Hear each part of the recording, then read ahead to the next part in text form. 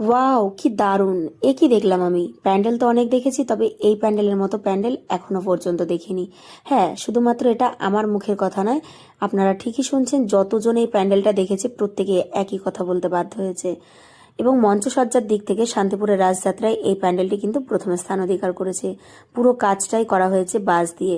বাইরে থেকে দেখে যতটা না অবাক হয়েছি, ভেতরে ঢুকে আমি পুরোপুরি স্পিচলেস হয়ে গেছি। মন্ত্রমুগ্ধভাবে দেখতে প্রত্যেকেই বাধ্য হবে। দেখুন, এন্ট্রি নেওয়ার সাথে সাথে রয়েছে একটা বড় মাপের বুদ্ধদেবের স্ট্যাচু। প্রত্যেকে এখানে সেলফি পিকচার তুলছিল এবং সেই সাথে দেখুন কত সুন্দরভাবে হাতে কারুকার্য করা হয়েছে। পুরোটাই হ্যান্ডমেড কারুকার্য এবং দেয়াল থেকে শুরু করে প্যান্ডেলের ছাদ প্রত্যেকটা জায়গায় নিখুঁতভাবে অসম্ভব সুন্দর সুন্দর ডিজাইন রিপ্রেজেন্ট করেছে। তো এখানে যে ডিজাইনগুলো করেছে এগুলো পুরোটাই হ্যান্ডমেড এবং এগুলো করা হয়েছে বিভিন্ন রকমের পেপারস, সেই সাথে রয়েছে বাঁশ। এই দুটোর উপরে ডিপেন্ড করেই কিন্তু এই ডিজাইনগুলো ফুটিয়ে তুলেছে। তো সত্যি কথা বলতে এই আর্টিস্টদের যে এত সুন্দর মেধা শক্তি ভাবাই যায় না। প্রত্যেক বছর এত ইউনিক ইউনিক প্যান্ডেল এরা তৈরি করে, যেটা মানে ধারণার বাইরে।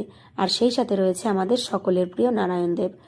তো নারায়ণ ঠাকুরকে কেমন লাগছে অবশ্যই কমেন্ট বক্সে জানাবেন, এবং সেই সাথে এই প্যান্ডেলের ডিজাইনটা কেমন লাগছে অবশ্যই বলবেন কমেন্ট বক্সে। তো আমার তো ভীষণই ভালো লেগেছে, মানে এক কথায় অসাধারণ অসাধারণ অসাধারণ। দেখুন লাইটিং স্ট্রাকচারালি কত সুন্দরভাবে সেট আপ করেছে। তো যাই হোক, প্যান্ডেলটা কেমন লাগলো কমেন্ট করবেন। দেখা হবে নেক্সট ভিডিওতে। সকলে ভালো থাকবেন, সুস্থ থাকবেন, পাশে থাকবেন।